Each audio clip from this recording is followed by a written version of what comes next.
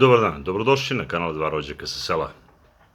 Posle izbacivanja videa, sa pisanjem naših brojeva i svega ostalog, može se još jedan put videti, ovo je 10. put, da veći deo tih kanala je blokiran preko YouTube-a, da ne može da bude reklamiran na način kako su ostale emisije reklamirane, ko što možete vidjeti po gledanosti.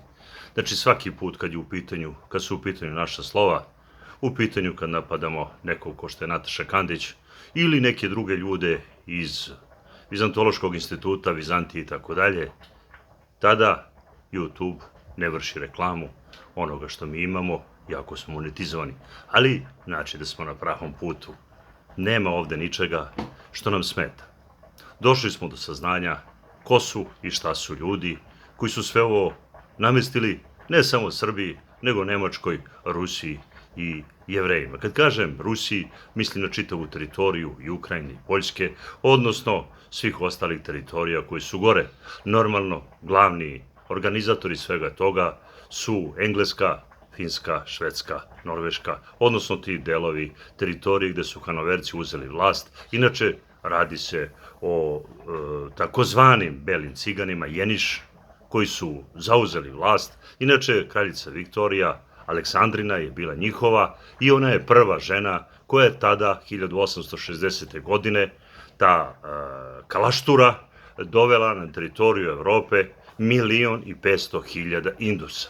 I tako su nastali današnji Romi, koji su kasnije sa čovekom koja ona iznjedrila ko što je Hitler, odnosno Stalin ili Tito, slično njima, isto učinio prema svojim narodima kako bi što više ubio ljudi i da svi ljudi koji su tada bili u Nemačkoj, Rusiji ili Jugoslaviji, znači navodim vam neke konkretne primere, ili tada u Austriji, su ni manje ni više nego pobegli kod svojih rođaka, odnosno unuka kraljice Viktorije ili njenih sinova koji su pre toga napravili tu decu. Bile su ona, samo da napomenem, da je bila udata za svog brata od ujaka. Znači, zamislite tu kalašturu koja je udata za brata od ujaka. Viktorija Aleksandrina, ta velika žena ili ti bolesnici. A sad, vi se vratite malo unazad, pa vidite ko živi između sebe i ko dozvoljava da neko zloupotrebljava maloletnu decu. Inače, ta kalaštura je u 16 godina u Engleskoj postala to što je postala. Kao i kod nas, 12, 13, 15 ili 16 godina, najkasnije 17, oni postaju prestolonaslednici. U Srbiji, Crnoj Gori, Rumuniji, Engleskoj, Nemačkoj, tako redom, Rusiji, gde god hoćete. Oni su sasvim dovoljno zreli da se pare između sebe, jer su stoka. Ono što piše gospodin Toma Fila je ključ, njegova knjiga je monument, da su se oni čitavog života parili između sebe. Vreme je došlo da mi zaustavimo te monstrume, da takozvane bele cigane, znači kolokvijalno ih ja zovem beli cigani, inače se prezivaju Jeniši, oni se zovu kolokvijalno Jeniši, nalaze se u Hanoveru, i da su te generacije ljudi posle 17. veka, pošto su se podavale svim generacijama, preuzele vlast kad su izumrle stare generacije i došle na vlast u Engleskoj i tada su 1860. godine upravo kraljica Viktorija, koja od 1837. do 1901. bila, je pomogla ljudima u Moldaviji i Vlahiji da prvi put u životu robovi budu takozvani cigani. Oni ih zovu ne ja. Znači današnji Romi. Ja se izvinjavam ciganima što ih ovako zove. I to prvi put na plakatama su ih prodavali ko stoku. Kalderaši. Znači, takozvani fanariotski Vlasi, znači ne Vlasi iz Rumunije, ne Vlasi iz Srbije, ne Vlasi niko, nego Vlasi upravo iz Carigrada, Kalderaši, koji su tada prvi put počeli da prodaju, bilo je 4 vrste cigana, odnosno Roma, koji su kasnije doveli u situaciju koju su doveli i između njih iznedrili čoveka ko što je Hitler. Sa druge strane su napravili tursko-tatarskog porekla i Staljina i Tita i slične ljude njima. Upravo to je kraljica Viktorija, Aleksandrina, odnosno njeno društvo i taj deo ljudi koji je išao sa vašara na vašar. Inače, bili su takvi ljudi, isto takav je bio i Sava Mrkalj, ako se dobro sećate, ili bilo koji drugi čuvek od nas, isto takav je Toma Fila. Možete pogledati da je on malo taman, da on nema tako belu boju, ima ih još, ali zovu ih takozvane, znači kolokvijalno ih zovu beli cigani.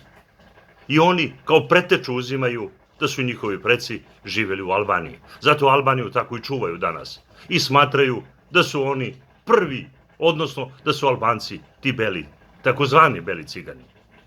Zato imamo ovakve probleme i zato čitav svet je stao na tu stranu. Upravo zbog ljudi ko što je kraljica Viktorija, koja je posejala seme zla protiv nas i našeg naroda. Mi nemamo šanse da se izborimo nikako drugačije, osim sa onim što su nam naši stari ostavili i da im razrušimo sve to što su stvorili.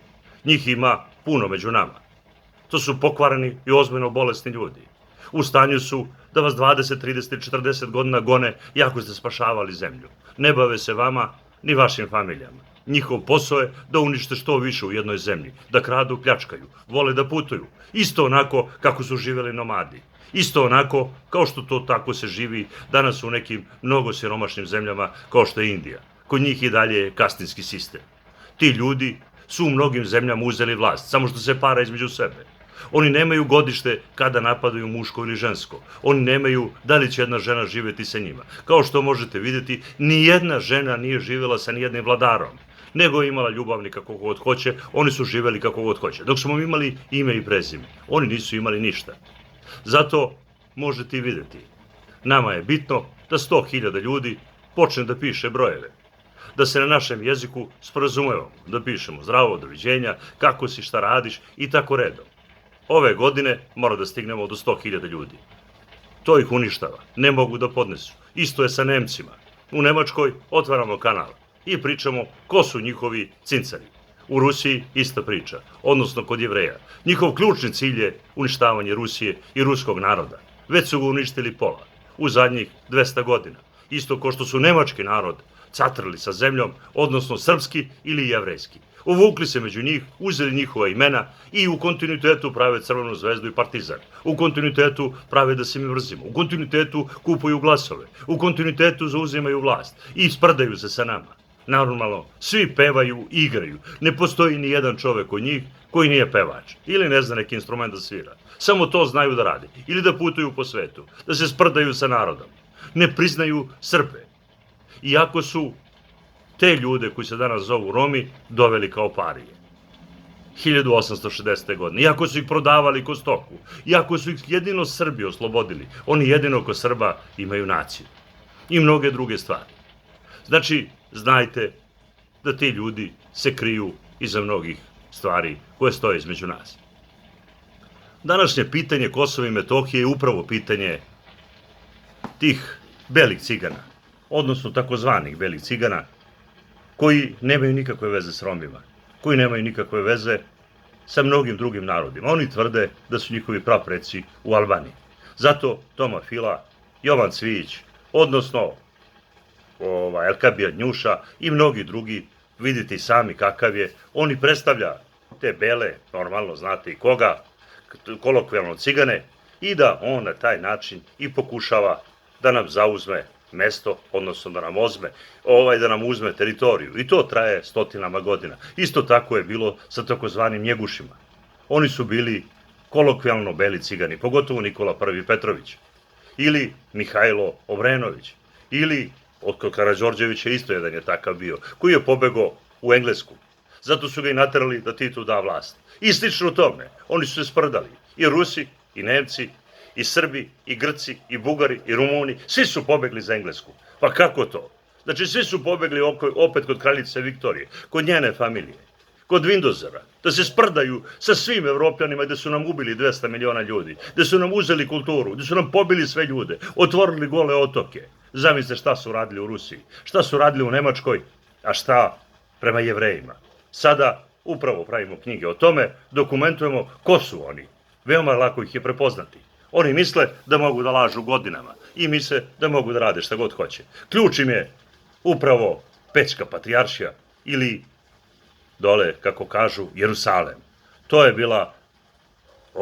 To su naši prastari ostavili nama, odnosno saradnja sa Germanima ili sa Rusima.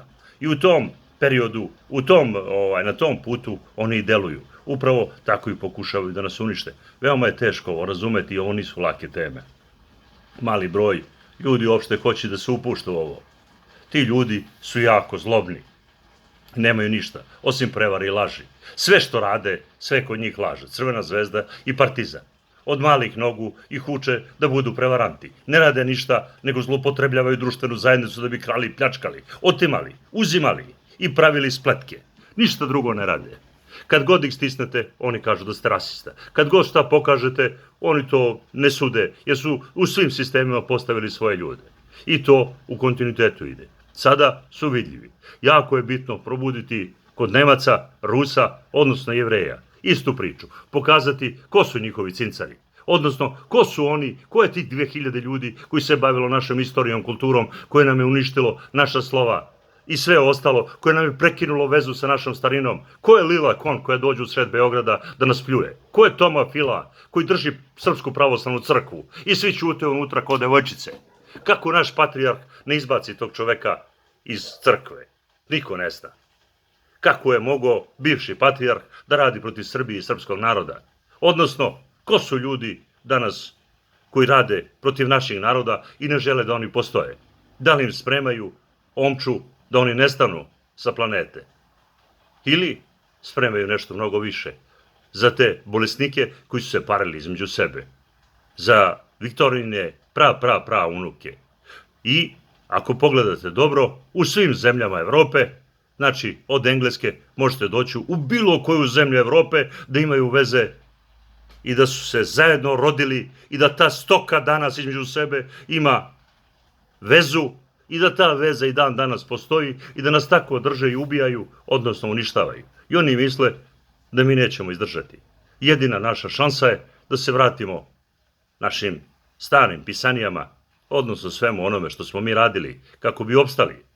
Trovaće nas, ubijaće nas, uništavati i tražiti kod nas da kleknemo na kolena kako bi nam oni odveli u svetlu budućnost ili oni nam pokazali da mi moramo da prodamo nešto što su naše stvari stvorili. Neka oni prodaju šta god hoće, neka rade kako god hoće. Što se tiče Viktorije i njenih predaka, znajte da danas nama Pećku patrijaršiju napada Viktorija Aleksandrina, ona ista kalaštura koja je 1837. godine došla na vlast do 1901. I onda je njen jedan sin, pa drugi, odnosno kraljica koja je bila rođaka naših kraljeva ovde, odnosno čitavog jednog etablišmenta i društva koje je postavila po svetu, namestila da Srbi danas izgube Kosovo. I to su te grupacije ljudi, takozvano kolokvijalno ih zovu beli cigani, koji nemaju nikakve veze sa Romima, koji su zlopotrebili Rome i koji se zovu i Egipćani, i Romi, i Cincari, i Vlasi, i Fanarioti, i Nemci, i Englezi, i Francuzi, i Rusi, i tako dalje. Oni mogu da budu šta god hoće. Jer oni samo skitaju, idu sa vašara na vašar, uzimaju što im je potrebno, varaju te zemlje, ubacuju svoju decu, normalno kad im je potrebno, otimaju, kradu, pljačkaju, ne zaustavljaju se nigde i pri tome niko ne može da zna ko su. Osim njihovih ljudi koji ih štite. Došlo je vreme da ih otkrijemo. Zato ti ljudi i ne dozvoljavaju da ovakve istine, ko što je ova pisanija ili bilo šta drugo, ne prođe. Jedna emisija, ko što je Njegoš, ode na 12, 13, 15 hiljada. Ovakve emisije sa pisanjem ne mogu da pređu ništa. Normalno. Oni su sve blokirali, oni znaju gde napadaju, zašto i kako. Koji su njihovi ciljevi. Tako i treba. Znači da smo na pravom putu. Ove godine 100.000 ljudi mora da nauči osnovne stvari oko srpske starine i pisanja. Stići ćemo. Našao sam načina kako da ih probijemo i da probudimo. Otvaram kanale i u Makedoniji, i u Hrvatskoj, i u Bosni, i na Kosovu, i svuda po Evropi. Tako da ćemo stići u svakoj zemlji da nađemo 100 ljudi, u 100 zemalja imat ćemo 100.000 ljudi. Ne sekirajte se, stići ćemo ih i završiti naš posao. Bio je Jugoslav Petrušić za 2 rođaka sa sela.